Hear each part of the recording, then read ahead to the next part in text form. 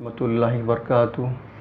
عزیز طلبہ طالبات، آج ہم دیکھنے جا رہے ہیں 12th political science, video number ہمارا ہے 3.8، subject political science class 12th، ٹھیک ہے۔ چیپٹر ہمارا ہے تیسرا، کی concepts and issues since 1991، humanitarian issues, یعنی کہ کلیدی تصورات اور مسائل، یعنی کہ انسان دوست مسائل۔ جیسے کہ پریویس ویڈیوز میں ہم نے دیکھ چکے ہیں، ماحول کسے کہتے ہیں، پائیداریت کسے کہتے ہیں، اور ماحول کے مسائل کیا ہے، غربت کیا ہے نا، اور غربت اور ترقی کیا ہے۔ اس کے بعد پریویس میں ہم نے یہ دیکھے صنفی مسائل میں دیکھ چکے ہیں ہم نے، ٹھیک ہے، جیسے کہ جینڈر ایشوز دیکھ چکے ہیں۔ اس میں ہم نے غربت اور خواتین جو ہے یہ دیکھ چکے ہیں، صنف غربت اور خواتین، یعنی کہ پاورٹی اینڈ وومین، ٹھیک ہے۔ اب اس چیپٹر میں مطلب اس ویڈیو میں ہم کو دیکھنا ہے بھارت میں خواتین کا مقام۔ بھارت میں کیا دیکھنا ہے؟ خواتین کا مقام، یعنی status of women in India, یعنی کہ بھارت میں خواتین کا مقام کیا ہے، ٹھیک ہے۔ اب سب سے پہلے ہم دیکھیں بھارت میں خواتین کا مقام، یہاں پہ ہم کو تین باتوں کے تحت دیکھنا ہے: معاشی عدم مساوات، اسمگلنگ اور استحصال، شرح خواندگی اور سیاسی نمائندگی، چار جو پوائنٹ آپ کے سامنے ہے۔ تو ہم سب سے پہلے ہم یہ دیکھنے جا رہے ہیں کہ بھارتی دستور میں، یعنی کہ ہمارے ہندوستان کے کنسٹیٹیوشن میں ہے تو بنیادی حقوق، یعنی کہ فنڈامنٹل رائٹس اور فرائض یعنی کہ ڈیوٹیز، اور اس طرح رہنمایانہ اصول جو ہے یعنی پرنسپلز، یعنی کہ اس میں ہے تو خواتین کو مساویانہ سلوک دینے کے لیے ہے تو اس کے پرنسپل دیے گئے، اور تاکہ ہے تو خواتین کو مناسب درجہ دیا جا سکے، اور اسی طرح وہ بھی سماج میں مردوں کے برابر اپنا مقام حاصل کر سکے۔ اسی لیے جو بھی حکومت ہوتی ہے تو وہ خواتین کو مثبت طریقے سے نیم فالو کرتی ہے۔ تو ٹھیک ہے، تو اب ہم دیکھنے یہ جا رہے ہیں کہ ہمارے ملک کے کنسٹیٹیوشن نے ہے تو خواتین کو مناسب درجہ دینے کے لیے جو رولس ریگولیشن پیش کیے ہیں، ہر حکومت اس کو فالو کرتی ہے اور قوانین بنائے بھی جاتے ہیں، لیکن آج ہونے کے باوجود بھی آج تو خواتین پر وہ اصلاح نہیں، وہ عمل ہو پا نہیں رہا ہے، پھر بھی بہت ساری خامیاں آج بھی ہم کو دیکھنے کو ملتی ہے، ٹھیک ہے۔ تو عزیز طلبہ، ہم دیکھنے یہ جاتے ہیں کہ ہمارا سب سے پہلا ہے معاشی عدم مساوات، یعنی اکنامک ان ایکوالٹی۔ کیا ہے اکنامک ان ایکوالٹی؟ آج بھی ہم کو دیکھنے ملتی ہے۔ کیسے ملتی ہے؟ جیسے کہ مثال کے طور پر دیکھیے ہمارے سامنے کہ اگر ہے تو عورتوں کو ہے تو مردوں کے برابر درجہ نہیں ملتا ہے کاروبار کی جگہ پر بھی، یعنی کہ جب کوئی کہیں اگر کام کو ہم جاتے ہیں تو جہاں پر ایک آدمی جتنا کام کرتا ہے وہ عورت بھی اتنا ہی کام کرتی ہے، لیکن آدمی کے برابر عورت کو ہے تو تنخواہ نہیں دی جاتی وہاں پر، ایک بات۔ دوسری بات جو ہے کاروباری جو ہوتے ہیں، مزدور بازار، یعنی کہ جس کو ہم کہیں گے لیبر مارکیٹ، وہاں پر بھی ہے تو آدمی کے برابر ہے تو عورتوں کو روزگار نہیں دی جاتی ہے نا، روزگار نہیں دی جاتی ہے، کیونکہ ہم دیکھتے ہیں کہ 78 پوائنٹ کیا ہے، 78 پوائنٹ ہے تو 8% یعنی مرد ہوتے ہیں وہاں پہ، اور اسی طرح 28 پوائنٹ جو ہے 2% ہے تو خواتین ہوتے ہیں، ٹھیک ہے۔ دیکھیں کتنا ہو رہا، یعنی کہ آدمی زیادہ ہوتے ہیں وہاں پہ، عورتیں کم ہوتے ہیں، یہاں پر بھی یہ تو فرق ہوتا ہے۔ تو کہنے کا مطلب ہوتا ہے معاشی طور پر بھی ہے تو عورت اور مرد میں تو فرق پایا جاتا ہے، مرد کو زیادہ بڑا درجہ دیا جاتا ہے جبکہ عورت کو کم تر کا درجہ دیا جاتا ہے۔ یہ ہم اس کو بھی کہیں گے معاشی عدم مساوات، یعنی اکنامک ان ایکوالٹی، ٹھیک ہے۔ نیکسٹ ہے اسمگلنگ اور استحصال۔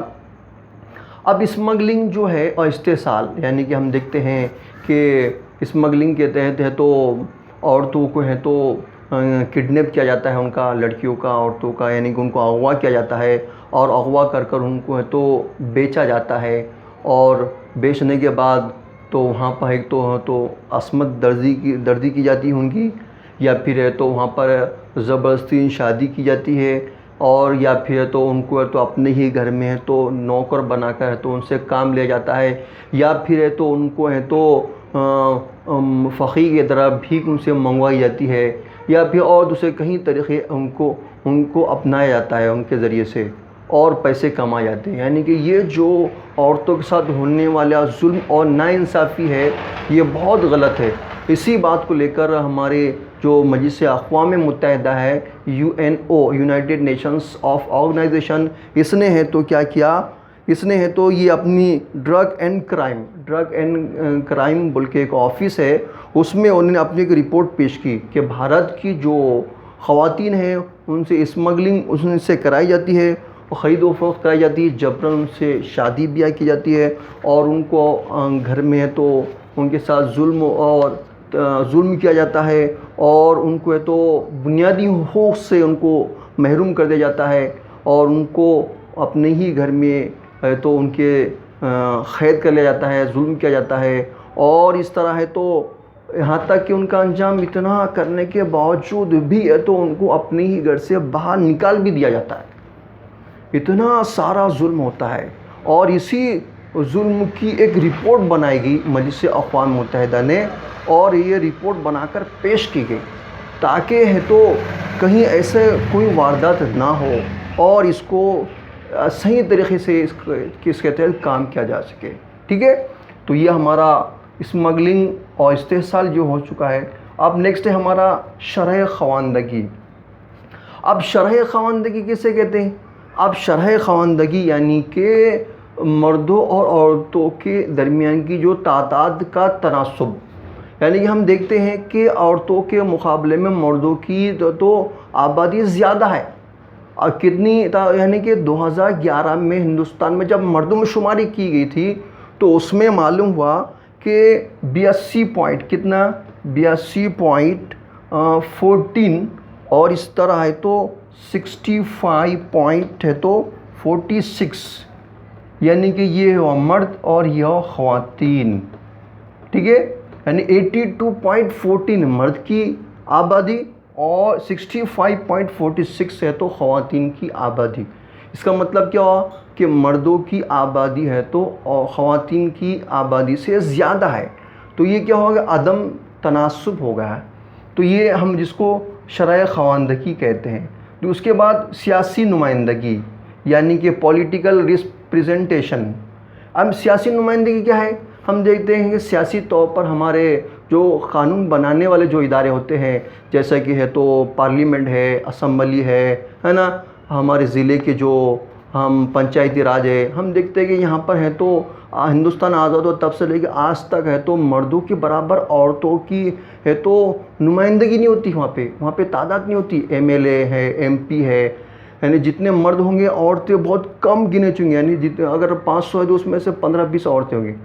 تو جبکہ ہونا کیا یہ چاہیے تھا کہ مساوی ہونا، جتنے مرد ہے 500 تو 250 میں عورتیں بھی ہونا چاہیے، لیکن اتنی تعداد ہے کیا؟ دیکھنے کو ہم کو نہیں ملتی ہے.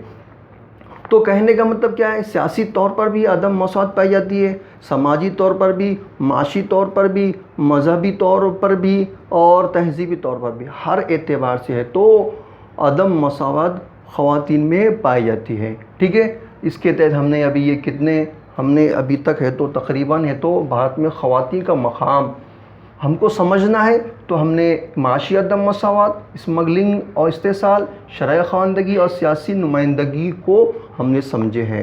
تو میں امید کرتا ہوں کہ آپ کو یہ اچھے سے سمجھ میں آیا ہوگا. اگر آپ کو سمجھ میں آیا ہوگا تو آپ برائے مہربانی کر کے کمنٹس کیجئے اور ہم کو بتائیے. پھر دوسری بات، آپ لائک، شیئر اور سبسکرائب کرنا بالکل نہ بھولیے گا. اس طرح ہمارا یہ ویڈیو ابھی یہاں پہ ختم ہوتا ہے. نیکسٹ ویڈیو میں انشاءاللہ ہم اس کے آگے کنٹینیو ہم کریں گے. ٹھیک ہے، اللہ حافظ.